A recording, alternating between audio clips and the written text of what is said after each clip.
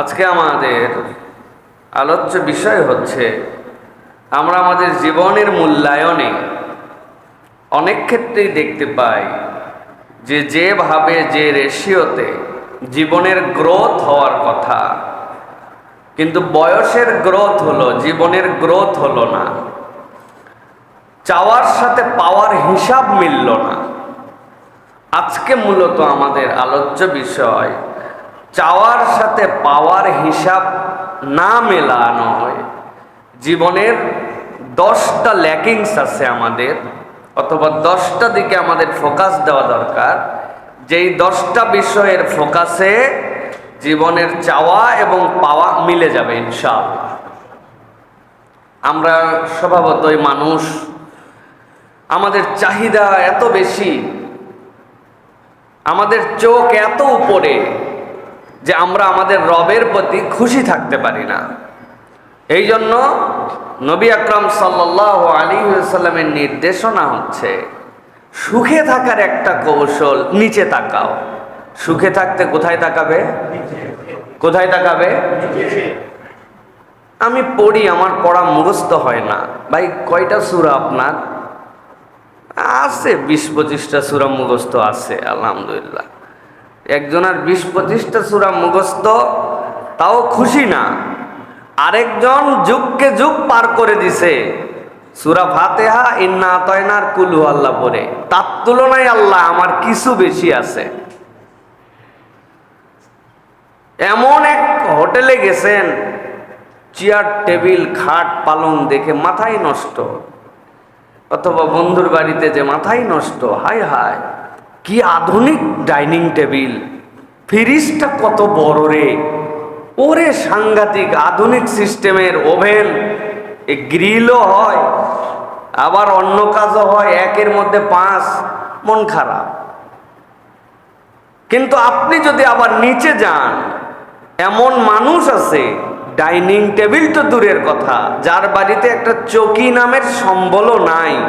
আল্লাহ, তার তুলনায় আমাকে তুমি কত ভালো রাখছো। মসজিদের সামনে বেরিয়েছেন জুমা পরে, অনেক ভাই ব্রাদাররাই আমাদের দাঁড়ায় যায়, ভাইজান কিছু দেন ভাই, জুমার দিন কিছু দেন ভাই। আল্লাহ আমারে কিচ্ছু দেয় নাই, না হলো একটা বাড়ি, না হলো একটা গাড়ি, না কিছু হলো, ভাড়া থাকতে থাকতে শেষ হয়ে গেলাম। সংসারের ঝুলি টানতে টানতে জীবন অস্থির। এরকম বলা লোক আছে না? না ভাই, আপনারা না থাকলেও আমি আছি। আপনারা টেনশন নিয়েন না, উদামিসা লোক খুঁজতে যায়েন না, আমারে খুঁজেন। আমরা বলি, কিন্তু আল্লাহ এত অভাবের পরেও রাস্তায় যেই লোক জুমার দিনে হাত পাতে, ও রব, তুমি আমারে হাত পাতানেওয়ালা বানাও নাই। এটা নিচের দিকে তাকানো বলে।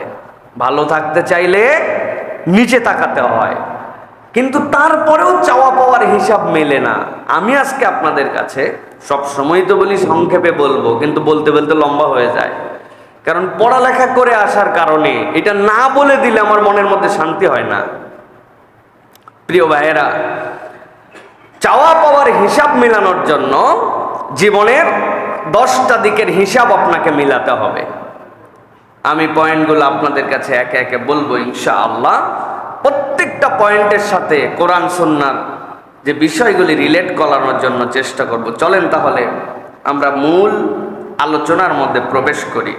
তবে তার আগে যে আয়াতে কারিমা আপনাদের কাছে তিলাওয়াত করেছি, সেই আয়াতে কারিমা আল্লাহ রাব্বুল আলামিন সূরা আল মুজাদালার 11 নম্বর আয়াত তিলাওয়াত করেছি। সেখান থেকে আমরা মূল ভূমিকার মধ্যে ঢুকি। আল্লাহ কি বলছেন খেয়াল করেন। আল্লাহ রাব্বুল আলামিন বলছেন, ইয়া আইয়ুহাল্লাযীনা আমানু ইযা ক্বিলা লাকুম তাফাসসাহু ফিল মাজালিসি ফাফসাহু ইয়াফসাহিল্লাহ। আল্লাহর নবী মসজিদে নববীতে বসে আছেন। মসজিদে নববীতে একটা জায়গা আছে, আসহাবে সুফফার জায়গা, যেই জায়গাতে আল্লাহর নবীর এমন কতগুলা সাহাবী বসে থাকেন, যেই মানুষগুলার সর্বনিম্ন সংখ্যা 70, উপরে 300 পর্যন্ত হয়ে যায়। এই মানুষগুলা দুনিয়াতে কোনোদিন কারো কাছে হাত পেতে খায় নাই, কোনোদিন কাউকে বলে নাই আমার পেটের মধ্যে ক্ষুধা। কিন্তু এই ব্যক্তিগুলার উপর দিয়ে জীবনে এমন দিন পার হয়েছে 3 দিন 3 রাত পর্যন্ত এক ফোঁটা পানি ছাড়া আর কিছু জোটে নাই। কিন্তু নবীজির কাছে বসে থাকেন, এলেম অর্জন করেন সম্মানিত সাহাবী তারা। আল্লাহ নবী একদিন এরকম মাজলিসের মধ্যে বসে আছেন, সাহাবায়ে কেরাম তার সামনে বসে আছেন। হঠাৎ করে ভরা মজলিসে কোনো জায়গা নাই, বসার মতো কোনো স্পেস নাই। কতগুলা মানুষ চলে আসলেন আল্লাহ নবীর সামনে। আসার পরে এদিক ওদিক তাকালেন, বসার জায়গা নাই। নবীর সামনে থেকে কেউ জায়গা ছাড়তেও রাজি নাই। নবীজির সামনে বসে আছে, তার চেহারাটা দেখলে আমার ক্ষুধা মিটে যায়। এই নুরানি চেহারার সাথে দূরে চলে যাব চিন্তা করতে পারে না, আগে আসছে। আল্লাহ নবী সাল্লাল্লাহু আলাইহি সাল্লাম যে সাহাবীগুলো আসছিলেন তাদের দিকে তাকায় দেখেন, এই সাহাবীগুলা যেমন তেমন সাহাবী নয়। এই মানুষগুলা যেই যুদ্ধে ইসলামের পরাজয় হলে দুনিয়ার থেকে ইসলাম মিটে যাবে, আল্লাহ নবী নিজেই কথা বলেছিলেন ওই বদরের সাহাবী। নবীজি সাহাবীদেরকে বললেন, জায়গা করে দাও, ফাঁকা করে দাও তোমার ভাইয়ের জন্য। কিছুটা ফাঁকা হলো, কয়েকজন বসলেন, কিন্তু তারপরেও বাকিদের জায়গা হয় না। হঠাৎ করে এমন কতগুলা মানুষ দেখা গেল যেই মানুষগুলি জায়গায় দিতে চায় না। আল্লাহ নবী সাল্লাল্লাহু আলাইহি সাল্লাম যখন কোনো আদেশ দেন সে আদেশ ফরজ হয়ে যায়, কিন্তু আল্লাহর নবীর কথা বলার পরেও কত লোক জায়গা দিতে চায় না। মুফাসসিরিনে কেরাম বলছেন এই মানুষগুলা ওই বদরের দিনে নবী যখন 1000 লোক নিয়ে বেরিয়েছিলেন, তার মধ্যে 700 জনের মতো পিছু টান দিল। ওই মুনাফিকদের মধ্যে থেকে তারাও ছিল, তারা বর্ণ গোপন করে নবীর মজলিসে বসে আছে। আল্লাহ রাব্বুল আলামিন নির্দেশ দিলেন, ইয়া আইয়ুহাল্লাযীনা আমানু ইযা ক্বিলা লাকুম তাফাসসাহু ফিল মাজালিসি ফাফসাহু ইয়াফসাহিল্লাহ। আল্লাহু আকবার। আল্লাহ রাব্বুল আলামিন স্পেসিফিক করে দিলেন মুমিনদেরকে ডাক দিয়া, মুনাফিকদেরকে নয়। তোমরা যদি মুমিন হও আর আমার নবী যদি তোমাদেরকে বলে মজলিসের মধ্যে ফাঁকা করে দাও, আমি আল্লাহ তোমাদেরকে বললাম তোমরা যদি স্থান করে দাও, আল্লাহ তোমাদের জন্য জান্নাতে স্থান বানায় দিবে। ইয়াফসাহিল্লাহু লাকুম ব্যাখ্যা করেছেন মুফাসসিররা, ওই ব্যক্তিদের জন্য আল্লাহ প্রশস্ত করে দিবেন। আর আল্লাহ বলছেন ওয়া ইযা কিলান শুযু ফানশুযু ইয়ারফাইল্লাহ। আল্লাহ নবী যদি তোমাদেরকে শুধু ফাঁকা করতেই না বলেন, যদি উঠে দাঁড়াও, ওই ব্যক্তিকে জায়গা দাও, তুমি যদি আল্লাহর নবীর এই নির্দেশকে মেনে নাও, এটা আল্লাহর পক্ষ থেকে নির্দেশ, অতএব এই নির্দেশ মানাও তোমার জন্য ফরজ। সুবহানাল্লাহ। আল্লাহ এরপরে বলছেন ইয়ারফাইল্লাহুল্লাযীনা আমানু মিনকুম, আল্লাহ তোমাদের মধ্যে থেকে যারা ঈমান এনেছে তাদের মর্যাদা অটোমেটিক বাড়ায় দিয়েছেন। ভালো করে বোঝেন, আল্লাহ প্রথমে একবার ঈমানদারদেরকে আদেশ দিয়েছেন, শেষে বলতেছেন আল্লাহ মর্যাদা বাড়াইছেন ঈমানদারদেরকে। আল্লাহ মূলত বুঝাতে চান আমার হাবিব যেই নির্দেশ দিবেন ওই নির্দেশ তোমার মাথায় ধরলে ভালো, না ধরলে আরো ভালো। ওইটা তোমার বুঝে আসলে ভালো, না আসলে আরো ভালো। ওইটা তোমার দিলের সাথে মিললে ভালো, না মিললেও সমস্যা নাই। তুমি যদি ইমানদার হও, নবীর নির্দেশ মেনে নেওয়া তোমার দায়িত্ব। আর নবীর নির্দেশ যদি না মানো, উপরে পরিচয় ইমানদার হলেও আল্লাহর কাছে তোমার নাম মুনাফিক। এই জন্য আপনি অনেক লোক দেখতে পাবেন ঈদের নামাজে হাজির, মাথায় টুপি দেওয়ার প্রতিযোগিতা করে, নাম মুহাম্মদ লাগানো। ইসলামের বেসিক নির্দেশগুলোও মানার জন্য জুম্মার দিনে হাজির হয়ে যায়, ঈদের জামাতে হাজির হয়ে যায়, কিন্তু আল্লাহর আইনের পক্ষে যখন বলা হয়, আল্লাহর হুকুমের পক্ষে যখন বলা হয়, নবীর খেলাফতের কথা যখন বলা হয়, এই মানুষগুলার ভিতরে তখন জ্বলে। আসেনি এরকম ভাই? আল্লাহ রাব্বুল আলামিন বলছেন والذين أوتوا العلم درجات আল্লাহু বিমা তা'মালুনা খাবীর। ও দুনিয়ার মানুষ, আর যাদেরকে জ্ঞান দেওয়া হয়েছে তোমাদের মধ্য থেকে জ্ঞানবান, আল্লাহ তাদের মর্যাদা উপরে উঠায় নিছেন। আর আল্লাহ বলছেন তোমার কথা তোমার পাশের ভাই না জানতে পারে, তোমার সব হালতের খবর যিনি জানেন তিনি কে? আল্লাহ এই জন্য বলছেন আল্লাহ সব জানেন। অতএব রব্বুল আলামিন সব জানেন মানে কি, আল্লাহর নির্দেশনা যখন আমরা মানব, আমরা যখন জ্ঞান অর্জন করব, তখন আল্লাহ রাব্বুল আলামিন এই বান্দাদের মর্যাদা অটোমেটিক উপরে উঠাবেন। তার মানে জানার একটা দাম আছে যে আমার যে পরিণতি, এই পরিণতির থেকে আমি কেমনে বেরিয়ে আসব, আমার চেষ্টার সাথে আমার প্রাপ্য মিলছে না কেন, এটার হিসাবটা কোন মানদণ্ডে আমি কষ্টি পাথরে ওজন করে নিব। অবশ্যই আপনাকে কোরআন হাদিসের কষ্টি পাথরে এইটার ওজন করতে হবে। প্রিয় ভাইরা, চলেন আমরা তাহলে আমাদের মূল আলোচনার মধ্যে প্রবেশ করি। এই ভাই, এই কি সমস্যা আপনার? কি সমস্যা আপনার?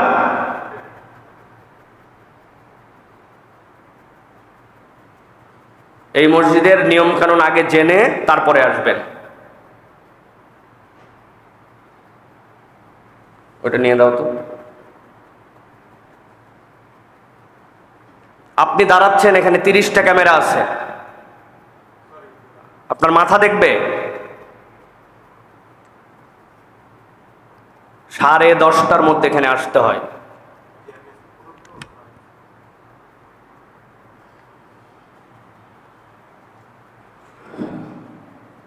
এক নম্বর বিষয় যেটাতে আমাদেরকে ফোকাস রাখতে হবে, চাওয়া এবং পাওয়ার হিসাব মেলানোর জন্য। কয়টা বিষয় বলবো বলেছি? কয়টা? মুখস্থ করেন। 1 নম্বর, আল্লাহ রাব্বুল আলামিনের উপরে পূর্ণ তাওয়াক্কুল, আংশিক না, আল্লাহর প্রতি পূর্ণ তাওয়াক্কুল যদি না থাকে, চাওয়া পাওয়ার হিসাব মিলবে না। 1 নম্বর এইটা। আল্লাহ রাব্বুল আলামিন সূরা তালাকের মধ্যে বিস্তারিত বলেছেন। আয়াতের শেষ অংশের মধ্যে আল্লাহ বলছেন, ওয়ামান ইয়াতাওয়াক্কাল আলাল্লাহি ফাহুয়া হাসবুহু ইন্নাল্লাহা বালিগু আমরিহি ক্বাদ জাআলাল্লাহু লিকুল্লি শাইইন কদরা।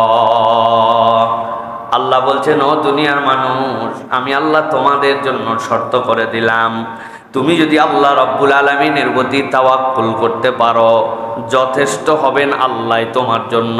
সুবহানাল্লাহ। আল্লাহ রাব্বুল আলামিন বলছেন, ইন্নাল্লাহা বালিগু আমরি, আল্লাহর কোনো কাজ করার জন্য কারো সহযোগিতা লাগে না। আল্লাহ রাব্বুল আলামিন সব কাজে নিজেই পূর্ণতা দিতে পারেন। এইটার জন্য দুনিয়ার কারো মুখাপেক্ষী আল্লাহ নয়, বরং পুরা দুনিয়া মুখাপেক্ষী যার, তিনি কে? তিনি কে?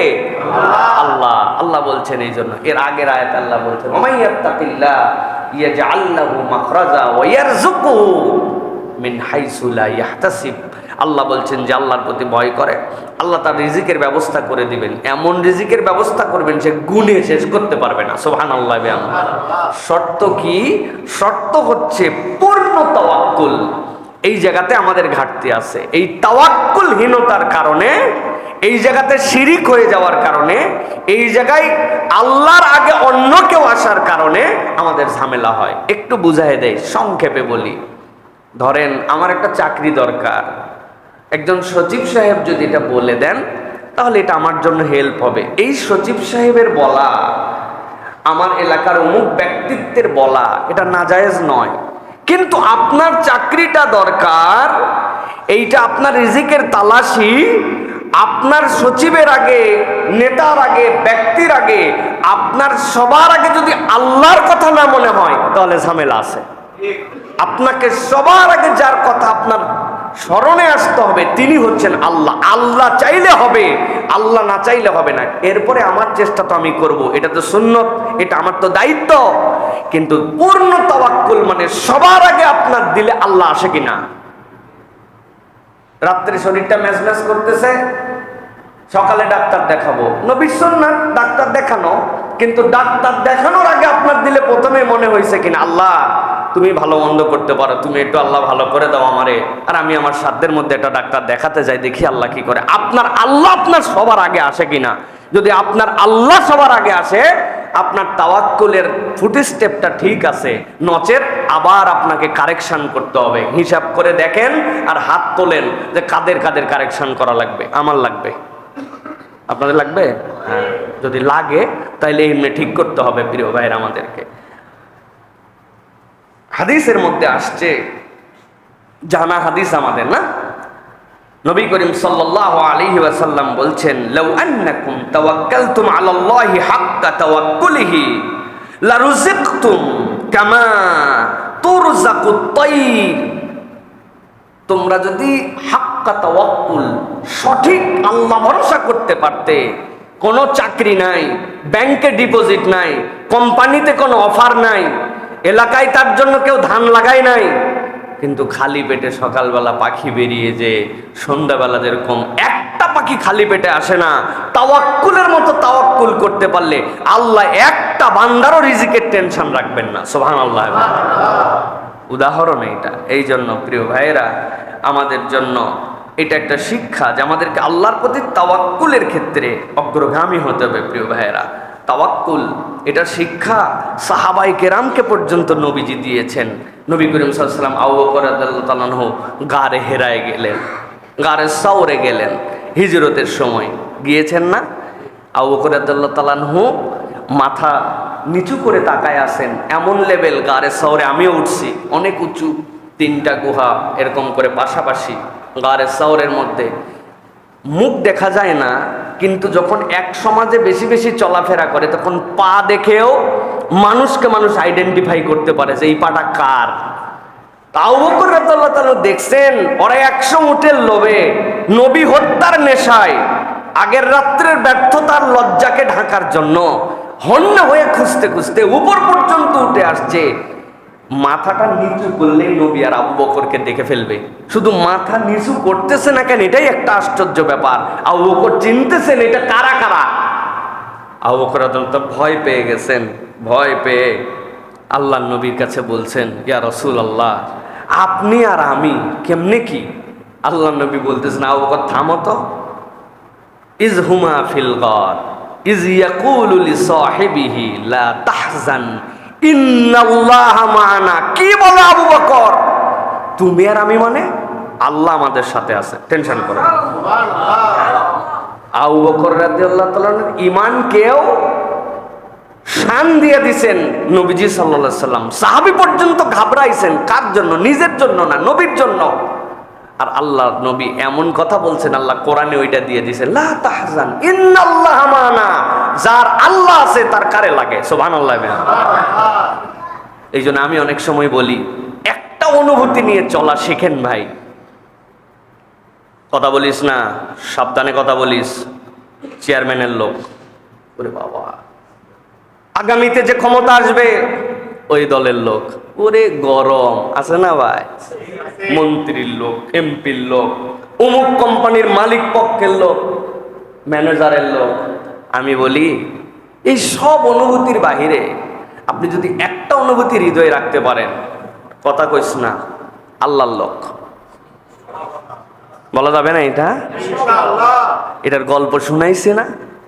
দিল্লির রাস্তায় এক কাপল চলতেছিল, নতুন কাপল, স্ত্রী নতুন জামা, স্বামী নতুন জামা, রওনা হয়েছে। একটু বৃষ্টি হওয়ার কারণে স্যান্ডেল নিয়ে যাওয়ার সময় এক মুরব্বী পাশ দিয়ে যাচ্ছে, জুতার পেছন দিয়ে একটু কাদা উঠে লেগে গেছে ওই মহিলার গায়ে। স্বামী তো মেজাজ খারাপ, হুঁশ নাই, আক্কেল নাই, ব্যাককল, বেয়াদব, অসভ্য, অশিক্ষিত, হাঁটতে পারো না, কেমনে চলতে হয় জানো না, আমার বউয়ের গায়ের মধ্যে তোমার পায়ের কাদা লাগছে। এক কথা দুই কথা এক থাপ্পড় লাগাই দিছে মুরব্বী। কাদা রাস্তায় খড়ম নিয়ে চললে, স্যান্ডেল নিয়ে চললে ইনটেনশন লাগে না, আনইনটেনশনালি অনেকের নিচ থেকে মাথা পর্যন্ত কাদা লেগে যায় না? এই মুরব্বীর দোষ নাই, কিন্তু তারে মেরে দিছে। ওই মুরব্বী কিচ্ছু বলে নাই, শুধু একবার তাকায়া মনটা একটু খারাপ হয়েছে, থাপ্পড় খালি এতগুলো লোকের সামনে। 100টা ফেটে যাওয়ার মধ্যে এই যুবক কাইট হয়ে রাস্তার মধ্যে পড়ে কাটা মুরগির মতো লাফাচ্ছে।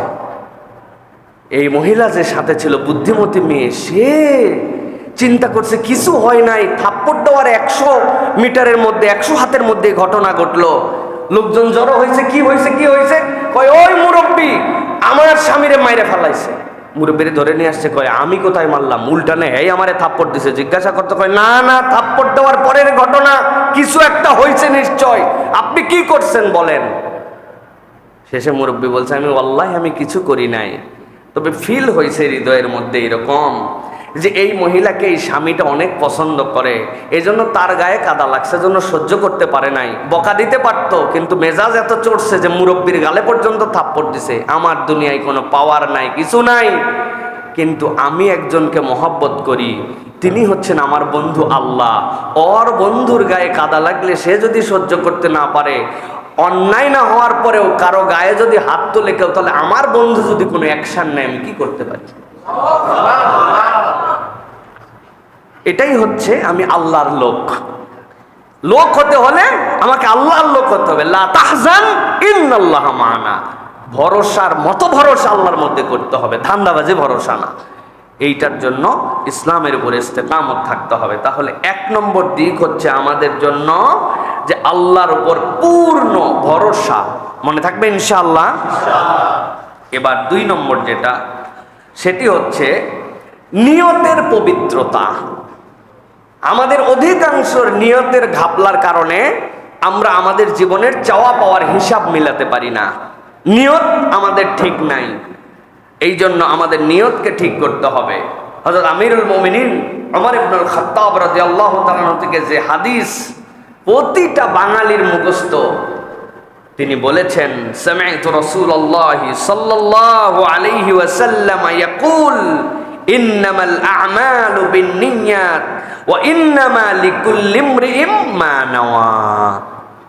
নবী বলছেন, আমি আল্লাহর হাবিব তোমাদেরকে জানাই দিয়ে গেলাম, মানুষ তার নিয়ত অনুযায়ী কর্মফল পায়।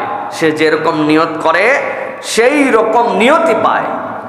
কেন এই হাদিস খান আল্লাহর নবী বলেছিলেন? আল্লাহর নবী যখন মদিনায় চলে আসলেন, লোকজন দলে দলে হিজরত করতে শুরু করলো, কিন্তু একজন হিজরত করেছিলেন। হিজরত করার আগে তার একজন প্রেয়সী ছিলেন, তার প্রিয়তমা ছিলেন, তার নাম ছিল উম্মু কায়েস।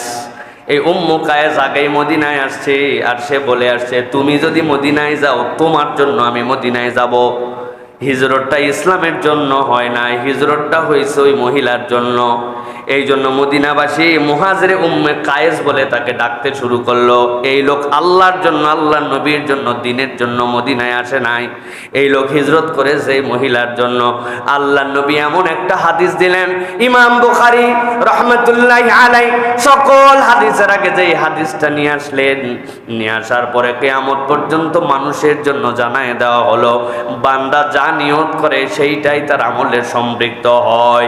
এই জন্য বান্দার জীবনে চাওয়ার সাথে পাওয়ার হিসাব মেলানোর জন্য সবার আগে বান্দার দায়িত্ব নিয়তকে বিশুদ্ধ করা, ঠিক না?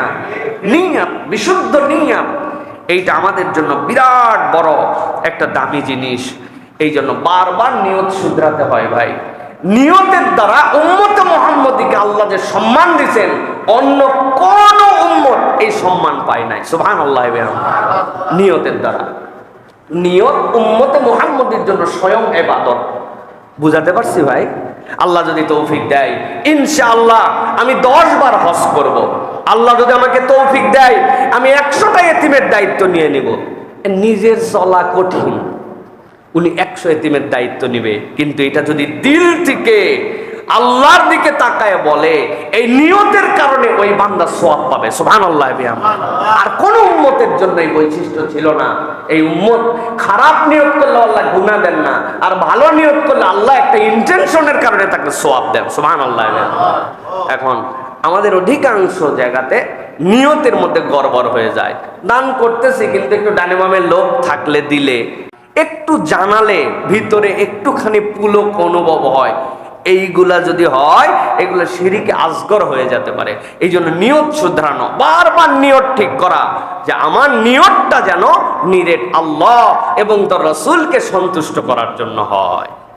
এটার বাহিরে যদি হয়, এমন ওয়াজ করা করব, লোকজন আসার সময় বলতেছে হুজুর 10 বছর মাহফিল হয়েছে, এরম ফাটানি কেউ ফাটাতে পারে নাই, আপনি যে ফাটায় গেলেন।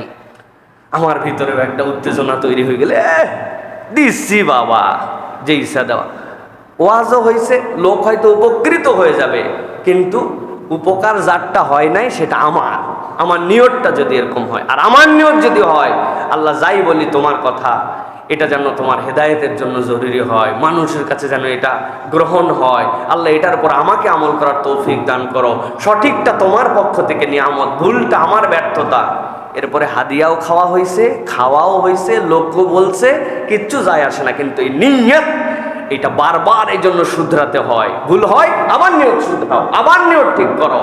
এই জন্য আমি তো ফেসবুকে পোস্ট দেওয়ার আগেও থামি 2-1 মিনিট, কত লাইক হবে, কত শেয়ার হবে, কিরকম রিচ হবে, আল্লাহ এগুলার থেকেও আমার বেশি দরকার একটা লোক যদি এর দ্বারা উপকার হয়, আল্লাহ এটার দ্বারা যদি ইসলাহ হয়, এটা যদি আমার দুনিয়া আখিরাতের কল্যাণ হয়, এটার পরে ক্লিক করি।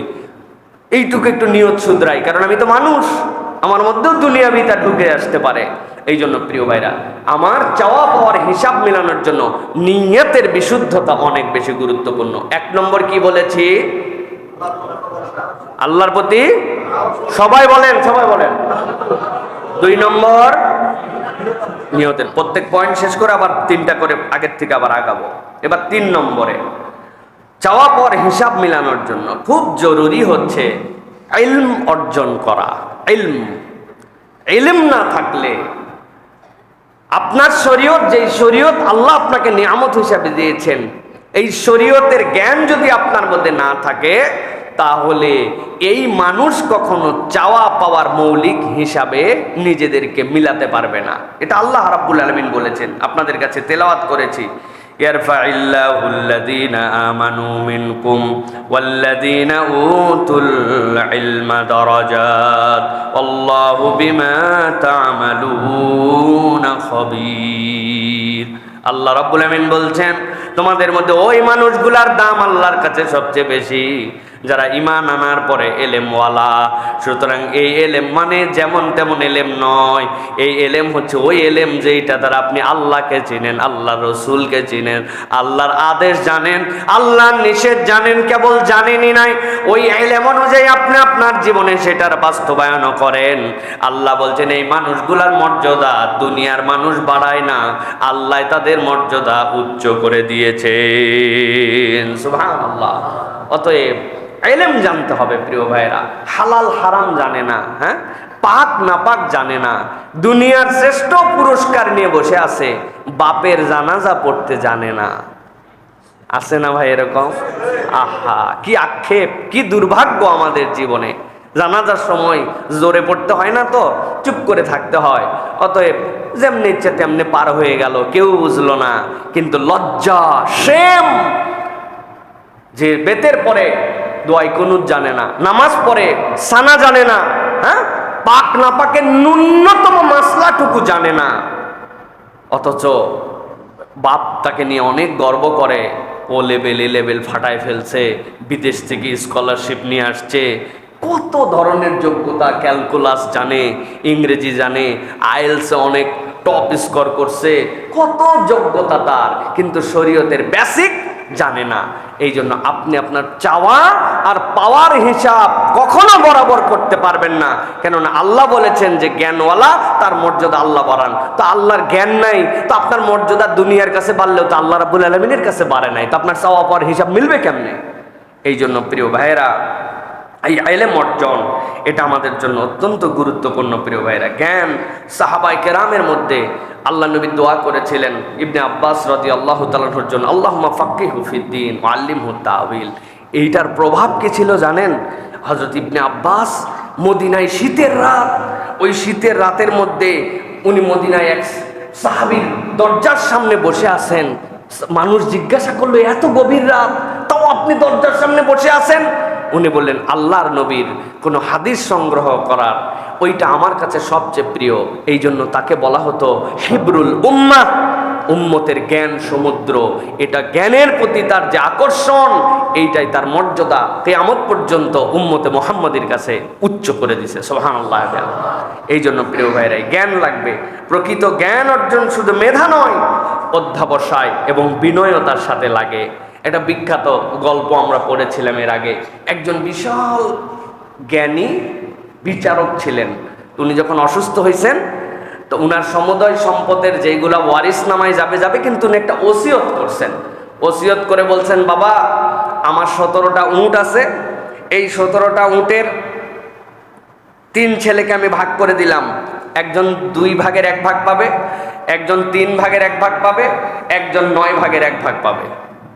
17 উট। উট কয়টা? 17টা। বড় ছেলেকে বলছেন, তুমি বাবা 2-এর 1 ভাগ নিয়ে নিও, মানে অর্ধেকটা তুমি নিয়ে নিও। আরেকজনকে বলছে 3-এর 1 ভাগ নিও, আরেকজনকে বলছে ছোটটারে 9-এর 1 ভাগ। এটা আমার ওসিয়ত, মিরাস নামার বন্টন আলাদা আছে। ভালো কথা। আব্বা মারা গেছে, হঠাৎ করে বিচারক এখন 3 ভাই মিলে যোগ বিয়োগ দিতে বসছে। 17 উট, 17 উটের যোগ দিয়ে দেখে যেই বেচারিকে তার বাপ বলছে 2-এর 1 পাইতে, তাহলে তো সে পায় 8.5 উট, 8 আর অর্ধেক। আরেকজনকে বলছে 3-এর 1, সে 3-এর 1 হিসাব করে দেখছে 5.66, মানে 5.5-এর একটু বেশি। আরেকজনকে বলছে 2-এর 1, 3-এর 1। আরেকজনকে বলছে সে হচ্ছে যে 9-এর 1, তো 9-এর 1 হিসাব করে দেখছে, 17-র অর্ধেক করে দেখে 9-এর হিসাব করে 1.88। এখন চিন্তা করছে 17 উট ভাগ করতে বলল, কিন্তু এগুলো তো সবগুলাই ভাগ হয়েছে, সবগুলা দশমিকে চলে গেছে। তাহলে কি উট জবাই করে গোস্ত দিয়ে ওজন করে ভাগ করবে কিনা? তো মুসিবতের কথা। কি 17 হিসাব আব্বা আমাদেরকে দিয়ে গেল। এক আলেমের কাছে গেছে, তারপর বলছে, হুজুর আমরা যা মুসিবতে পড়ছি, কাটা উটের ভাগ কেউ নিবে না, সবাই জেতা নিবে, কিন্তু কাটা উট না করলে তো হিসাবই মেলে না। বলছে কয় উট? 17 উট। কয় ভাগ? বলছে একটা হচ্ছে 2-এর 1, একটা হচ্ছে 3-এর 1, একটা 9-এর 1। হিসাব কি এই? বলছে ঠিক আছে, আমি আমার পক্ষ থেকে একটা উট তোমাদেরকে দিয়ে দিলাম, এখন তোমরা হিসাব করো। 17টা উট ছিল, একটা হলে কয়টা হয়? 2-এর 1-এ কয়টা হয়? কয়টা? 3-এর 1-এ কয়টা হয়? 6টা। 9 6, আর 9-এর 1-এ কত হয়? হ্যাঁ 2। তাহলে 15 আর 2-এ 17। কাজী সাহেবের উঠ কাজী সাহেবের দিয়ে বলছে, তোমাদের হিসাব বরাবর, যাও এখন চলে যাও। উনার উঠোনারে দেওয়া লাগে নাই। আমি বুঝানোর জন্য বলতেছি প্রিয় ভাইয়েরা, যে আমাদের এই যে জ্ঞান চর্চা, এটা কেবলমাত্র র্যান্ডম না, এর মধ্যে কমন সেন্স লাগে, এর মধ্যে বাস্তবতা বুঝতে হয়, একটা ধী শক্তি অর্জন করতে হয়। যে কেবলমাত্র জাগতিক জ্ঞান এইটুকুই জ্ঞান নয়। আল ইলমু নূরুম মিনাল্লাহ, ওটা আল্লাহর পক্ষ থেকে রুহের মধ্যে আসে। ওই জ্ঞানটুকু তালাশ করা, অর্জন করা, যেই জ্ঞানের কারণে আল্লাহর কাছে বলতে পারবো, কুল হাল ইয়াস্তাউইল্লাযীনা ইয়ালামুন ওয়াল্লাযীনা লা ইয়ালামুন। জানে আর জানে না এই 2 দল কি এক? ওই জানা মানে আল্লাহকে চেনার জ্ঞান, রসুলকে চেনার জ্ঞান, আল্লাহ রসুলের হুকুম জানার পরে ওইটা মেনে নেওয়ার মতো মেন্টালিটির জ্ঞান, ওইটা আল্লাহর পক্ষ থেকে আসে। ওই জ্ঞান যদি না থাকে, চাওয়া পাওয়ার হিসাব মিলবে না। মনে রাখবেন প্রিয় ভাইরা। এটা গেল 3 নম্বর।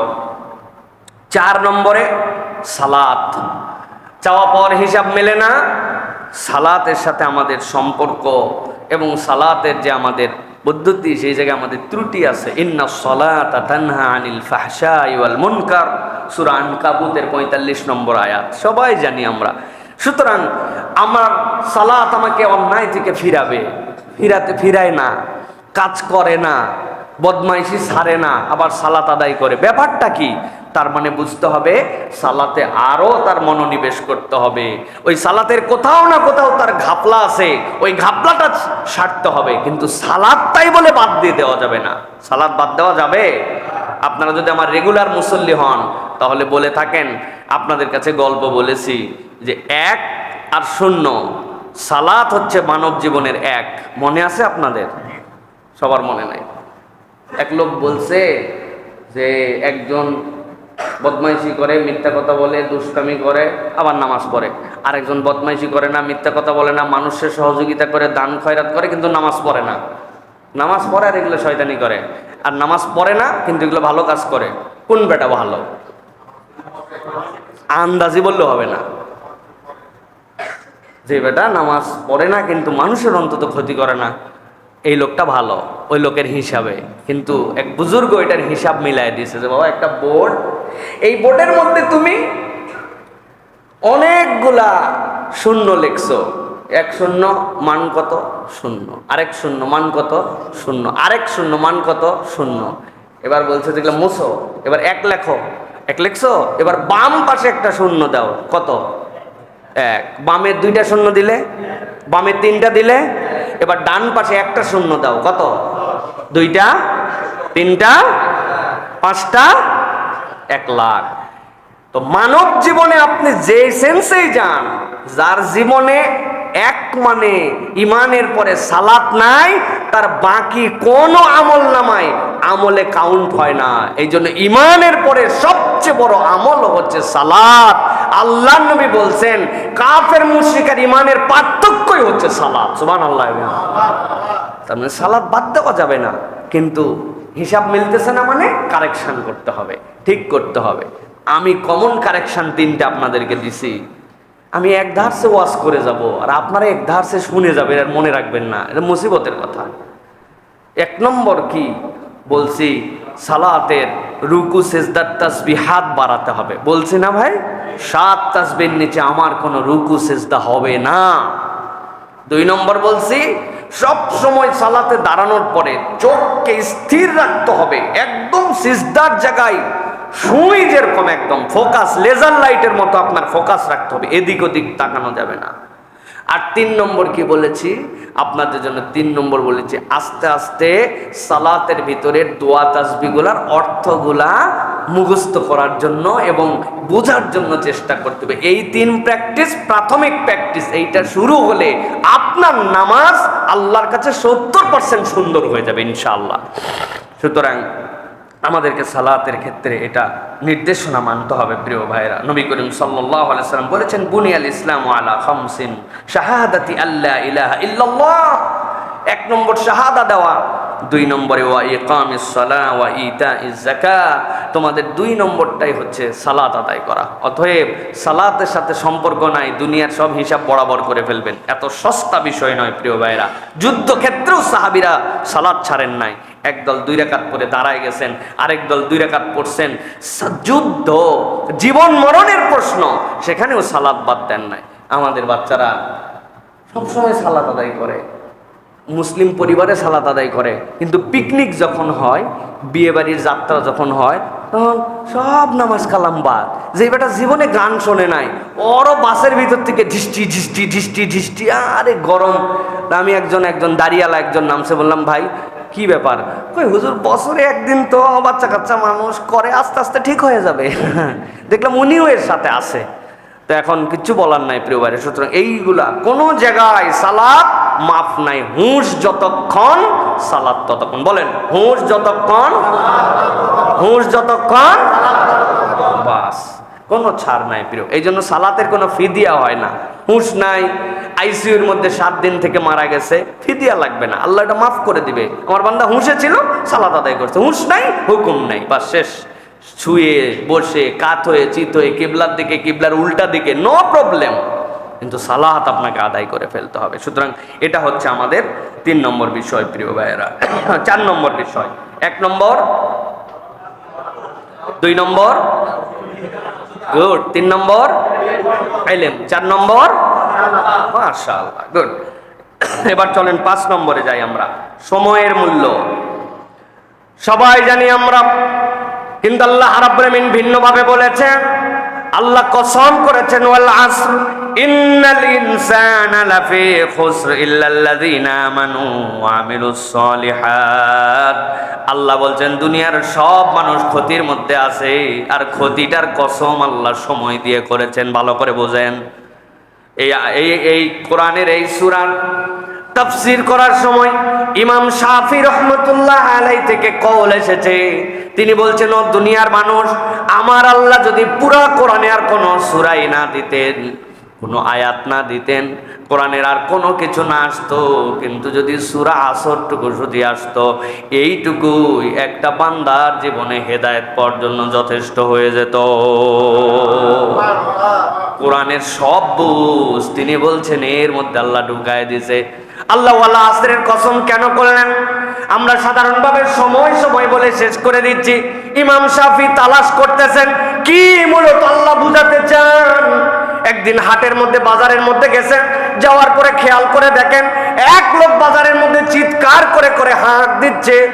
অনেক ধরনের ব্যবসায়ী সেখানে আছে, কিন্তু একজনের ডাক তার কানের মধ্যে ভিন্ন একটা শব্দ নিয়ে আসছে, ভিন্ন একটা কিছু পৌঁছায় দিয়েছে। সেই লোক চিৎকার করে বলতেছে, আমার পুঁজি ফুরায় যাওয়ার আগে আমারে উদ্ধার করো। আপনি যদি না কিনেন, আপনি নিয়ে গেছেন চাল, কিনেন নাই, পুঁজি তো তার আছে, ফেরত চলে যাবে সেই ব্যবসায়ী। আপনি নিয়ে গেছেন অন্য আইটেম, কথার কথা ছাগল বিক্রি করতে নিয়ে গেছেন, ওই হাটে ক্রয় বিক্রয় হয় নাই, ছাগল নিয়ে চলে গেছেন, আপনার তো পুঁজি আছে, কিন্তু ওই লোক বলতেছে আমার পুঁজি ফুরায় যাওয়ার আগে আমাকে উদ্ধার করেন। দৌড়ায় গেছেন, দেখি তো কি বেচতেছে। যাইয়ে দেখেন ওই লোকটা গরমের দিনে আইসক্রিম বিক্রি করতেছে। আকাশের রোদ আসে, আপনি যদি কিনে নেন খেতে পারবেন, কিন্তু গরমের কারণে আস্তে আস্তে আইসক্রিম গলে গলে, বরফ গলে গলে পানি হয়ে যাচ্ছে। ইমাম শাফি বলতেছেন ওই দিন আমি সূরা আসরের তাফসীর বুঝে ফেলছি। আল্লাহ যে বলেছেন ওয়াল আসর ইন্নাল ইনসানা লাফি খুসর, মানুষের জীবনে সময়টা এরকম, আটকায় রাখা যায় না। ভালো করেন খারাপ করেন যাই করেন, প্রতিটা মুহূর্ত অতীত হয়ে যাচ্ছে, ঠিক কি না? এই জন্য প্রিয় ভাইয়েরা, সময়ের মর্যাদা এটা সবচেয়ে বেশি মানুষের কাছে মূল্যবান। নবী করিম সাল্লাল্লাহু আলাইহি সাল্লাম বলেছেন, আন ইবনে আব্বাস রাদিয়াল্লাহু আনহুমা قال قال رسول الله صلى الله عليه وسلم نعمتان مغبوب فيهما كثير من الناس الصحة والفراغ। দুইটা নিয়ামতের ব্যাপারে আল্লাহ দুনিয়ার বান্দারা এত সতর্ক, একটা হচ্ছে সুস্থতা, আরেকটা হচ্ছে তার ব্যস্ততাহীন সময়। যে সময়টাতে ফুরসাত পাচ্ছে, এটা মানুষ কোনো দামই দেয় না। আর সুস্থতাকে মানুষ দাম দেয় না। অসুস্থ হলে বোঝা যায় সুস্থতার কি নিয়ামত। কোমর এখন সোজা হয় না নামাজের জন্য, জোরে করে বাড়ি দিলেও সোজা হবে না। আর এক সময় কোমর সোজা হইতো, সেই সময় সোজা করে নামাজ পড়ার সময় আমি পাই নাই। আল্লাহু আকবার। এই জন্য প্রিয় ভাইরা, সময়ের মূল্য আমাদের জীবনে সবচেয়ে বেশি গুরুত্বপূর্ণ। ইমাম নববী নাম শুনেছেন? রিয়াদুস সালেহিনের লেখক। আপনি অবাক হবেন, এটা আমার স্যার বলতেন, আব্দুল্লাহ জাহাঙ্গীর রাহিমাহুল্লাহ।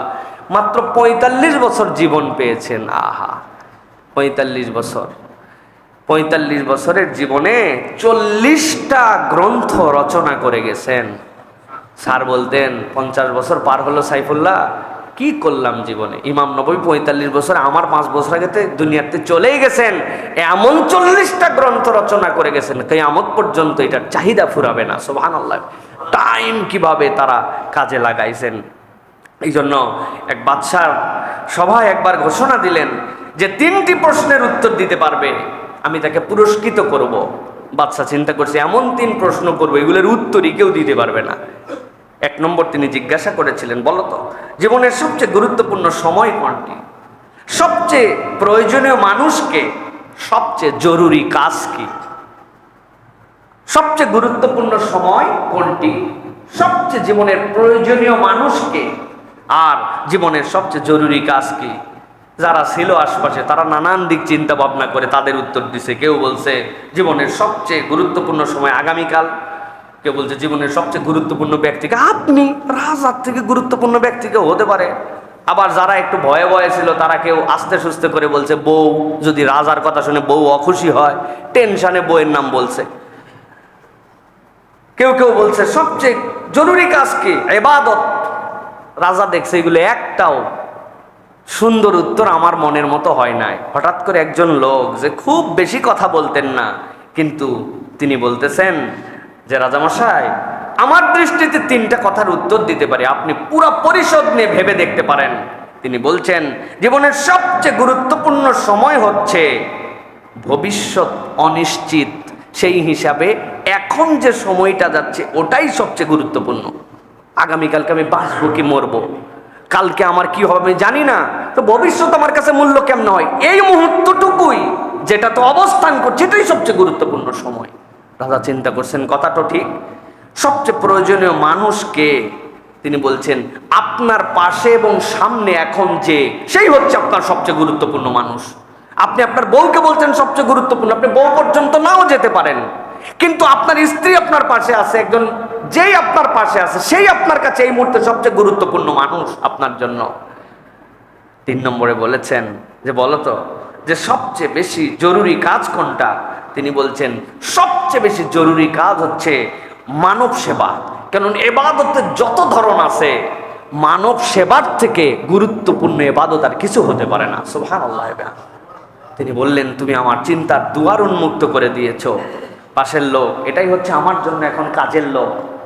হ্যাঁ, আমি একটা আদেশ করব তাকেই করতে হবে, নিষেধ করব তাকেই করব, নসিহত করব তাকে, যে আমার পাশে সারাউন্ডিং, এটা আমার সবচেয়ে ইম্পর্টেন্ট। এই জন্য নিজের কমিউনিটিকে গুরুত্ব দেওয়া, নিজের পরিবারকে গুরুত্ব দেওয়া। অনেক হেদায়েতের সারা দেশ ফাটায় ফেলতেছে, পরিবারে হেদায়েত নাই।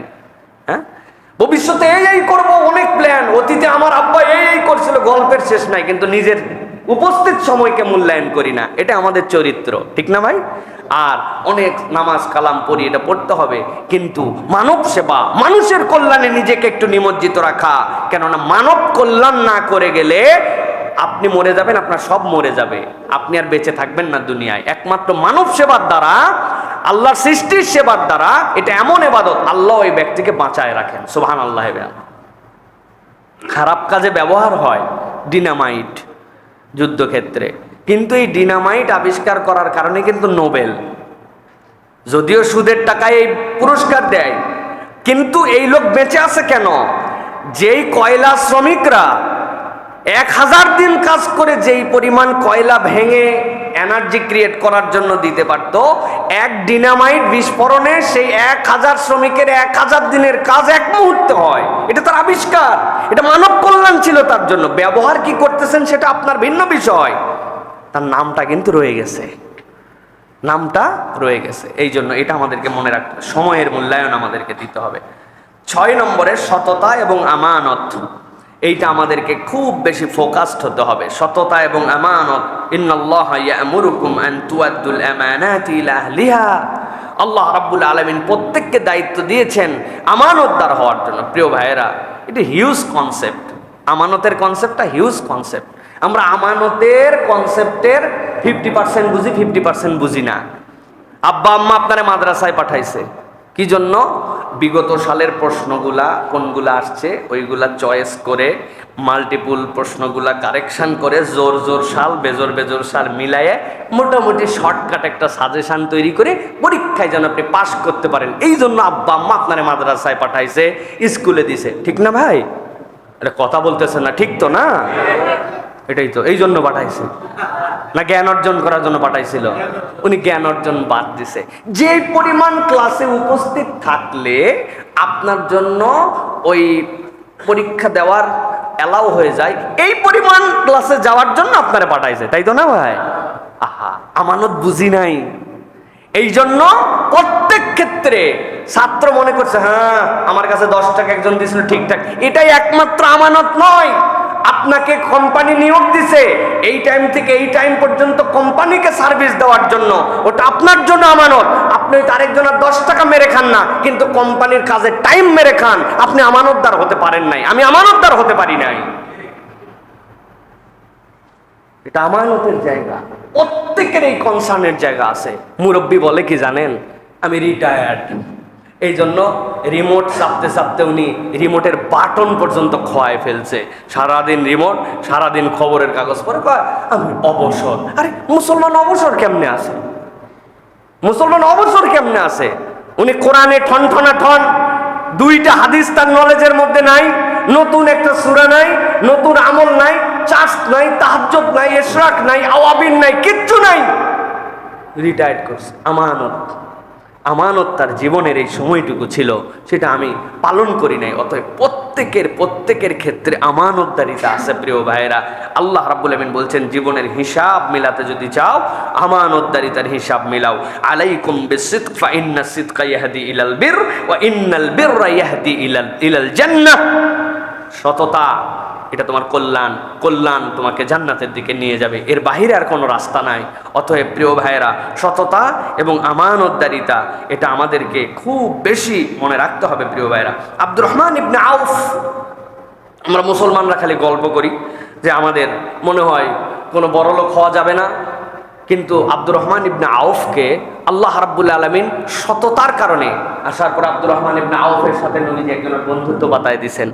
বলছে, আমার স্ত্রী একটা তালাক দে, একটা তোমার, আমার অর্ধেক ব্যবসা তোমার, অর্ধেক বাগান। আব্দুর রহমান ইবনে আউফ দোয়া করছে, আল্লাহ আমার ভাইয়ের কলিজাকে তুমি শান্তি করে দাও, যার সাথে রক্তের বন্ধন না থাকার পরে ইমানের বন্ধন এসে তার অর্ধেক সব আমাকে দিয়ে দিছে।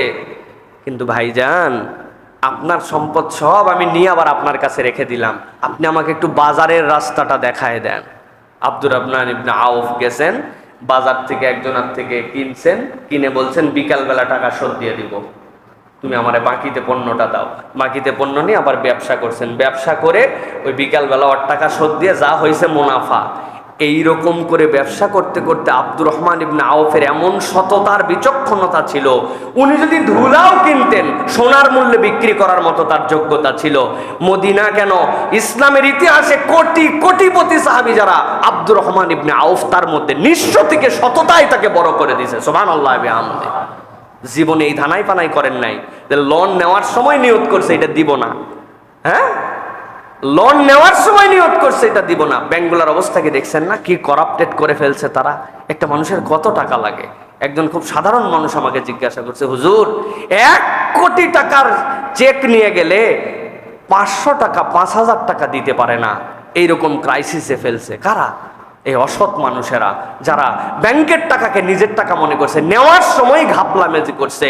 ব্যাংকগুলাকে এমন ভাবে, ইকোনমির ভাষায় এটাকে বলে কি লন্ডারিং, ইকোনমির ভাষায় আপনারা আরো বলতে পারবেন, এটাকে তারা একরকম জুয়া খেলছে।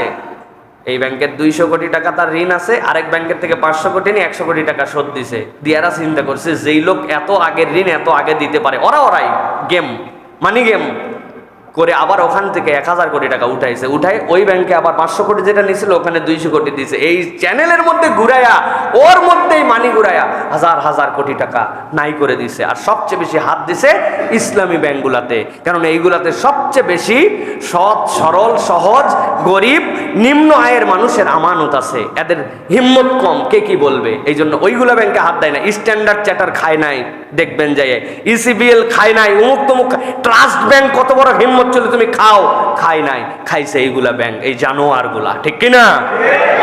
তাদের পক্ষে এখনো কিছু মানুষ কথা বলে, আর আমরা কথা বললে আমাদেরকে তখন উল্টা বলে যে হুজুর আপনাকে চিনে ফেলাইছে। আপনি কি চিনছেন? আমারে কিচ্ছু চিনতে পারেন নাই। 15 বছর একইভাবে কথা বলতেছি, কোন দলের দালালি আমরা করি নাই, ইসলামের দালালি করি, ঠিক কিনা? কি চিনছেন? কিচ্ছু চিনেন নাই এখনো। প্রিয় ভাইয়েরা, এই জন্য বলবো সততা এবং আমানত এটা আপনাকে রক্ষা করতে হবে প্রিয় ভাইয়েরা। এই জন্য আপনি যদি সৎ না হন তাহলে আপনি ধরা খেয়ে যাবেন। ওই যে এক লোক একজনের কাছে দুধ দিত, 1 কেজি করে দুধ দেয়। তো ওই 1 কেজি করে দুধ দেওয়ার পর ওই দুধওয়ালাকে একদিন ধরছে যেই লোক, মিষ্টির দোকানদার। তো বলছে যে তোমার দুধে কম দাও তুমি আমারে। সত্যি সত্যি ওজন করে দেখা গেছে কম দেয়। রাজার কাছে নিয়ে গেছে, বেটা 1 বছর দুধ, 1 বছরে কত কম দিছিস তাহলে, হ্যাঁ, এর বিচার হবে। নিয়ে গেছে, যার পরে রাজা জিজ্ঞাসা করছে প্রশাসক, তো বাবা তুমি দুধটা মাপ দাও কি দিয়ে? আমি মাপ দেবো কি দিয়ে, আমি গরিব মানুষ, আমার মাপ আর কিছু নাই। ওই লোক, যে লোক আমার দুধ নেয় ও আবার চিনির দোকানদার। আমি একদিন বলছিলাম 1 কেজি চিনি দেন তো, 1 কেজি চিনি দিয়েছি। আমি চিন্তা করছি আমার বাটখারা নাই, এই চিনিটা ভাঙ্গার দরকার নাই, ওই চিনি এক পাশে রেখে আমি মাপ দেই। বুঝেন নাই না? হ্যাঁ, কম দিছে কে? আল্লাহ রাব্বুল আলামিন দুনিয়া আখিরাতে লাঞ্ছিত করবে আপনার অসততায়। অসততা এই পরিবেশকে শেষ করে দিবে।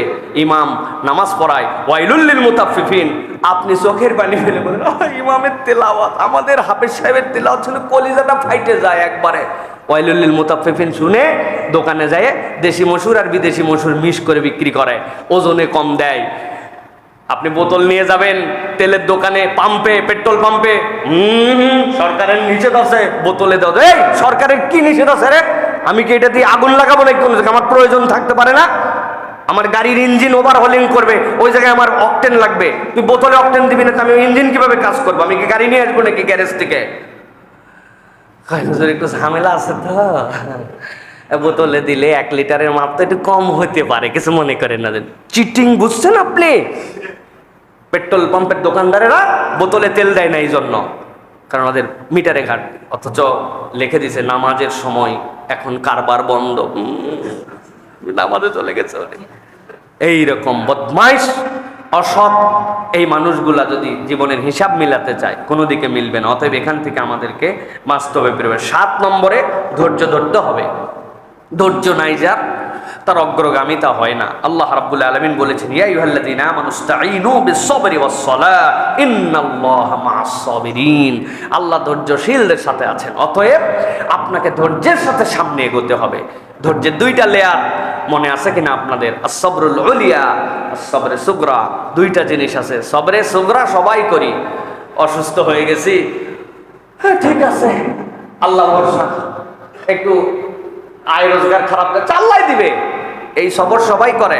এটা সবরের ছোট সবর। বড় সবর কোনটা? আল্লাহর হুদুদের বাহিরে আমি যাই না, দুনিয়া আখেরাত সমান হয়ে গেছে, মুখ দিয়ে মিথ্যা বেরোয় না, ওটা সবর। দুনিয়া আখেরাত এক হয়ে গেছে, হারামের সাথে আমি সম্পর্কিত হই না, ওটা সবর। দুনিয়া আখেরাত এক হয়ে গেছে, আল্লাহর একটা আদেশ আমি লঙ্ঘন করি না, ওটা সবরে উলিয়া। আমরা ছোট সবর সবাই করি, বড় সবরের সময় আমাদের আর কোন রকম ইমান ঠিক থাকে না। এই জন্য আমাদেরকে এই সবর করতে হবে। প্রিয় ভাইরা, খাব্বাব ইবনে আরাত, আহা, খাব্বাব রাদিয়াল্লাহু তাআলা আনহু কি কষ্ট তার জীবনে দিয়েছে তারা না? আমি কতটুকু সবর করছি। যেই মানুষের রক্ত, যেই মানুষের গোশত, যেই মানুষের রক্তের ভিতরের ওই লোহিত রক্তকণিকাগুলা ভেঙে পানির অংশ দিয়ে তার আগুনগুলা নিভে গেছে, কয়লার উপরে শোয়ায় দেওয়ার কারণে ওই মানুষটার জীবনটা শেষ হয়ে গেছে, বুকের উপরে পাথর চাপায় রাখছে। আপনার আমার কিসের সবর আর কিসের ধৈর্য ইসলামের জন্য? হ্যাঁ, আপনার আমার কোনো ধৈর্য সবর এগুলো একটুকু আল্লাহর কাছে 5 মার্কে উত্তীর্ণ হবে না, কিন্তু ইনাদের কষ্ট ছিল। সুতরাং এই সবর সফলতায় নিয়ে যাবে। ইসলামের উপরে অটল অবিচল থাকা, সবর করা, কেউ তো কিছু হলে ঘাবড়ায় যাওয়া, একবারে শেষ হয়ে গেলাম রে, আর হবে না রে, মানে একটা পাগল হয়ে গেলাম, এটা ইমানদারের চরিত্র হবে না। তার মধ্যে একটা, সব কিছুর মধ্যে একটা স্মার্টনেস থাকবে, একটা তার মধ্যে চলার মধ্যে, তার উত্তেজনার মধ্যেও তার একটা ধরন থাকবে, যেটাতে বোঝা যাবে যে বান্দা অস্থির, অশান্ত, কষ্ট, মুসিবত, কিন্তু সবর করে আছে। ইন্নাল্লাহা মা'আস-সাবিরিন। আল্লাহ বলছেন এইটাই আল্লাহ দেখতে চান, এইটাতে পাশ করলে আল্লাহ তোমার সাথেই আছেন। সুবহানাল্লাহি ওয়া বিহামদিহি। এই জন্য এটা আমাদেরকে চেষ্টা করতে হবে প্রিয় ভাইয়েরা। 8 নম্বরে উত্তম চরিত্র, এর তো কোনো বিকল্প নাই। চাওয়া পাওয়ার হিসাব মিলাতে হলে চরিত্রকে সুন্দর করতে হবে। ওয়া ইন্নাকা লাআলা খুলুকিন আযীম। নবী করিম সাল্লাল্লাহু আলাইহি ওয়াসাল্লামের যে উত্তম চরিত্র আর কারো ছিল না। আমি প্রত্যেকবার এই কথা বলতে চাই, 1000 বার কথা বললে 1000 বার এই কথা বলতে চাই। পুরা কোরআনে কোথাও নবী করিম সাল্লাল্লাহু আলাইহি ওয়াসাল্লাম সুন্দর নামাজি ছিলেন প্রশংসা করা হয় নাই। অথচ আমার নবীর থেকে সুন্দর নামাজ কিয়ামত পর্যন্ত কেউ পড়তেই পারবেন না। নবী করিম সাল্লাল্লাহু আলাইহি ওয়াসাল্লাম থেকে সুন্দর দানশীল কিয়ামত পর্যন্ত কেউ হতেই পারবেন না।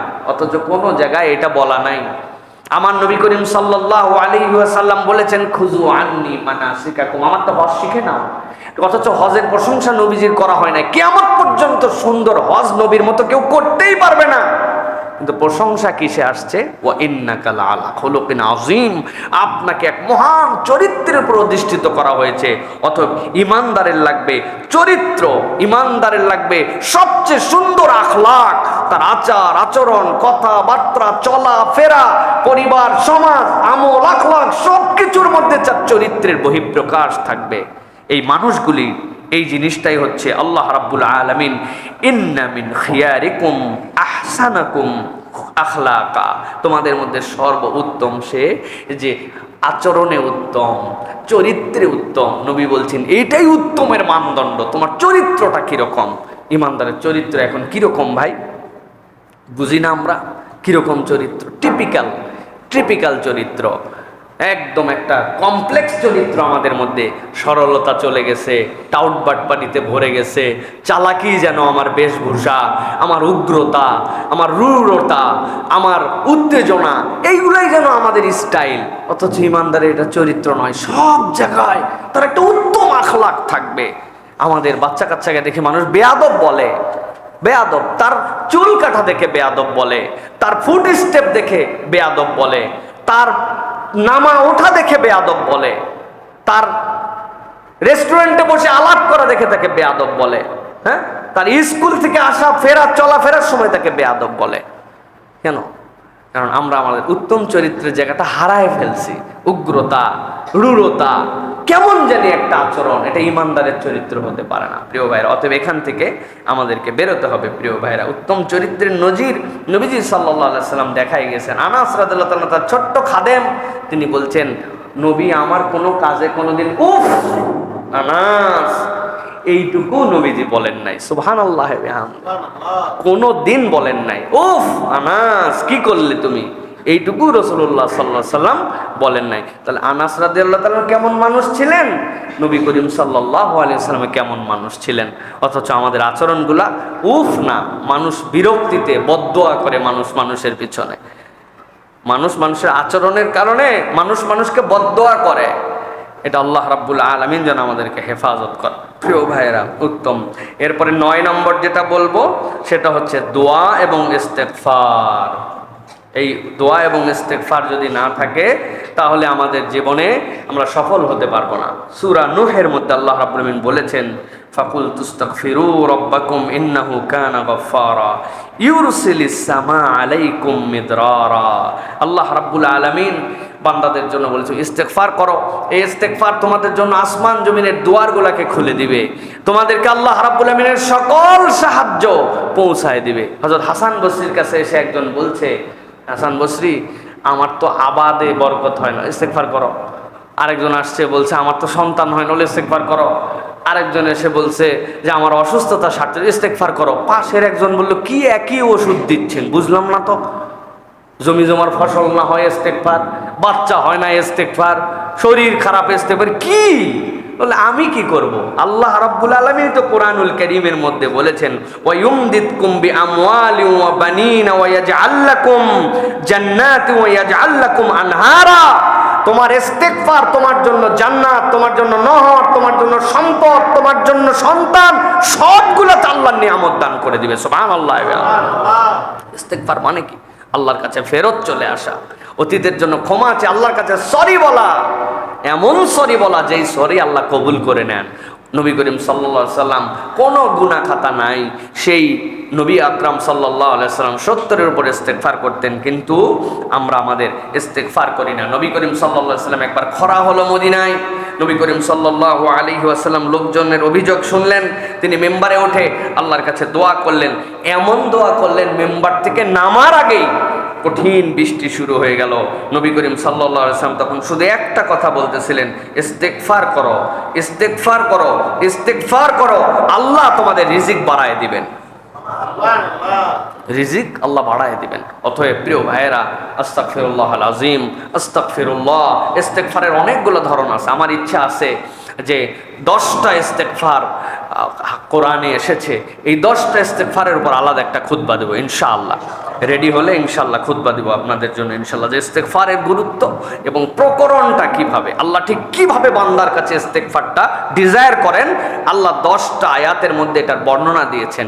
সুতরাং আমাদেরকে আল্লাহর কাছে ইস্তেগফার করতে হবে প্রিয় ভাইরা। দোয়া এবং ইস্তেগফার শুধু আখিরাতের জন্য নয়, দুনিয়ার সমস্যা আমাদের দূর হয়ে যাবে ইনশাআল্লাহ। আল্লাহ যেন তৌফিক দান করেন। সর্বশেষ যেটা বলবো প্রিয় ভাইরা, আমাদের চাওয়া এবং পাওয়ার হিসাব মিলানোর জন্য আখিরাতকে লক্ষ্য রেখে আমাদের কাজ করতে হবে। আল্লাহ রাব্বুল আমিন বলেছেন ওয়ামাল হায়াতুদ দুনিয়া ইল্লা মাতাউল গুরুর। ও বান্দারা, যেই দুনিয়ার পেছে আমরা লেগে গেছি, এই দুনিয়াটা আমাদের কাছে মরিচিকা ছাড়া আর কিছুই নয়। আসল জীবনটা পরকাল। দুনিয়া হচ্ছে মাজরাউল আখিরাহ। দুনিয়া লাগবে, দুনিয়াহীন। আল্লাহ রাব্বুল আমিন যদি আমাদেরকে জীবন চালাতে বলতেন, রব্বানা আতিনা ফিদ দুনিয়া, আল্লাহ আগে বলতেন না। সুতরাং হাসানাটা এখানেও লাগবে, তবে আমার টার্গেট হবে পরকাল। এমন একদিন দুনিয়ার কোনো হিসাব কেউ বরাবর করতে পারে নাই। এমন অন্যায় করেছি, এমন কাজ করে ফেলেছি যেইটার হিসাব কেউ দুনিয়ায় আমার থেকে নিতে পারে নাই, কিন্তু আল্লাহর কাছে আমার হিসাবের জন্য একদিন দাঁড়াতে হবে। এই বোধের জায়গাটা যদি বান্দার সামনে আসে, ওই বান্দার জীবনটা সুন্দর হবে।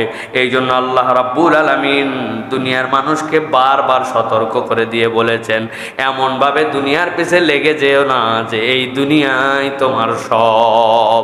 কত গল্প আপনি শুনেছেন, বাড়ি রেডি হয়ে গেছে, অনেক কষ্ট করে ঘরটা গুছাইছে, কিন্তু এই ঘরে উঠার আগেই দুনিয়ার থেকে চলে যেতে হয়েছে, ঘরে যেতে পারে নাই।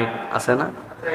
সারা জীবন কষ্ট করে করে একটা সম্পদ বানাইছে, একদিনের জন্য ওই সম্পদ উপভোগ করে যেতে পারে নাই, তার আগে দুনিয়ার থেকে চলে যেতে হয়েছে। আমাদের বিদেশে থাকা সেই ভাই দেশে আসলেন, আসার পরে সকল সন্তানের জন্য, পিতা মাতার জন্য, ভাই ভাইয়ের বউদের জন্য পর্যন্ত সব জিনিসপত্র কিনে এনেছে। এয়ারপোর্টে নিজের মেয়েটা বলছে, আব্বু তুমি আমার জন্য যে গিফটটা কিনেছো এয়ারপোর্টে একটু খুলে দেখি। মা বলছে, এয়ারপোর্টে খুললে তো তোর আকর্ষণ শেষ হয়ে যাবে, বাড়িতে চল, যাওয়ার পরে সবাই মিলে খুলে খুলে দেখবো তোর বাপ তোর জন্য কি নিয়ে আসছে। বাড়ি থেকে মাত্র 1.5 থেকে 2 কিলোমিটার আগে মাইক্রোটা অ্যাক্সিডেন্ট করে চলে গেছে। ওই গাড়ির মধ্যে তার মা আছে, তার স্ত্রী আছে, তার মেয়ে আছে, তার ভাইয়ের বউ আছে, সবগুলা চলে গেছে। কিন্তু যেই লোকটাই এত জনের জন্য এতদিন পরিশ্রম করে আসলো, সেই লোকটাই কেবল বেঁচে গেছে। দুনিয়ায় আমাদের সামনে এরকম নজির আছে কিনা? আল্লাহ এই জন্য বলছেন, ওয়ামাল হায়াতুদ দুনিয়া ইল্লা মাতাউল গুরুর। বান্দা তুমি যদি তোমার ভবিষ্যৎকে সুন্দর করতে চাও, মিলাতে চাও, আখিরাতের দিকে তাকায় কাজ করো। কেউ দেখে না, কিন্তু যেই কাজটা আমি করতেছি আখিরাত আল্লাহর সামনে আমাকে দাঁড়াতে হবে। দুনিয়ার বিচারক যেই বিচার করতে পারেন, আমার আল্লাহ সেই বিচার করতে পারে। এক লোক যদি 5 জনকে মেরে ফেলে, বিচারক সঠিক বিচার করে যদি একজনকে ফাঁসি দেয়, তাহলে 4 জনের হুকুম তো দুনিয়ার বিচারক করতে পারে না।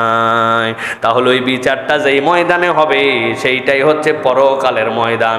আমার জীবন যদি আমি পরকালকে সামনে রেখে চালাই, আল্লাহ রাব্বুল আমিন দুনিয়া আখিরাত আমাদের সুন্দর করে দিবে। সুবহানাল্লাহ।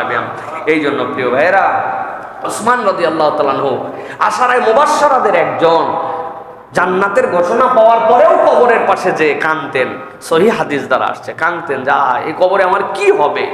আমরাও তো কবরে যাই, আমরাও তো কবর জিয়ারত করি, কিন্তু সেগুলো আমাদের কাছে ফিল দেয় না। প্রিয় ভাইরা, ওয়াজ তো আমি সাইফুল্লাহও করলাম, এই ওয়াজে ওসমান খুব কাঁদতেন, আমার চোখেও তো পানি আসে না।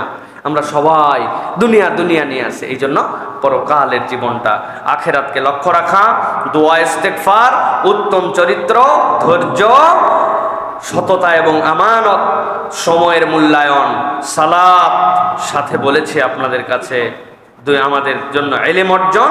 এরপরে 2 নম্বর বলেছি নিয়তের পবিত্রতা আর আল্লাহর প্রতি পূর্ণ তাওয়াক্কুল। এই বিষয়গুলো যদি আমরা সামনে ফোকাস করে রেখে, একটু তালিকা করে রেখেও, মনে করেও যদি আমাদের জীবন চালাতে পারি, ইনশাআল্লাহ আল্লাহ রাব্বুল আমিন আমাদের দুনিয়া আখিরাত সুন্দর করে দিবেন। আল্লাহ যেন আমাদের দুনিয়া আখিরাতকে সুন্দর করেন।